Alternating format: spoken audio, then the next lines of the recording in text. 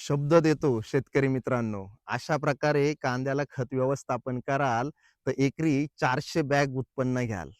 यामध्ये आपल्याला वापरायचं आहे महादन कंपनीचं 24-24 एकरी 2 बॅग, कोरोमंडल कंपनीचं सिंगल सुपर फॉस्फेट एकरी 4 बॅग, मायक्रोन्यूट्रिएंटची कॉम्बी किट 50 किलो, सल्फर एकरी 10 किलो आणि बायोझाईमचा वापर आपल्याला करायचा आहे एकरी 10 किलो.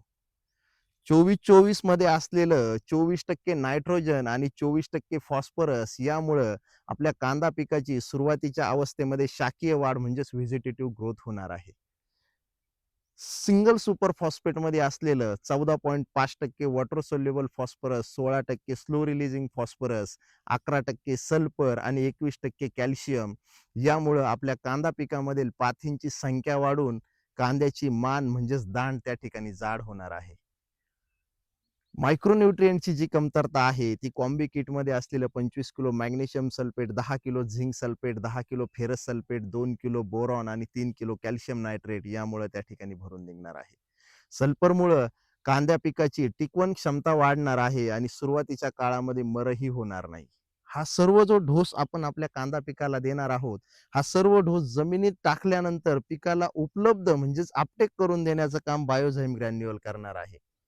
शेतकरी मात्र मित्रांनो, माझी सर्वांना नम्र विनंती आहे, आंबवण्याच्या पाण्याला आपल्याला हे खत व्यवस्थापन करायचे आहे आणि दुसरं जे खत व्यवस्थापन आहे त्याचाही व्हिडिओ लवकरच आपल्या Instagram पेजवरती येईल. हा पहिला डोस आणि दुसरा डोस या दोन्हीही डोसचा जे काही ॲप्लिकेशन आहे ते 40 दिवसाच्या आत आपल्याला कांदा पिकाला द्यायचं आहे. कारण जमिनीमध्ये खतं टाकल्यानंतर ते उपलब्ध व्हायलाही वेळ लागत असतो. शेतकरी मित्रांनो, महत्त्वाचा विषय, आपली जमीन जर काळी कसदार असेल, तर आपण 24-24 च्या ऐवजी 20-20 झिरोचा वापर करा. कारण 24-24 मुळं काळ्या जमिनीमध्ये दाण लांबून पीळ येण्याची शक्यता असते. मित्रांनो, हे सर्व जे खतं मी या ठिकाणी सांगितलेले आहे, हे सर्व खतं आपल्या साईनाथ कृषी सेवा केंद्र वडगाव पान या ठिकाणी उपलब्ध आहे.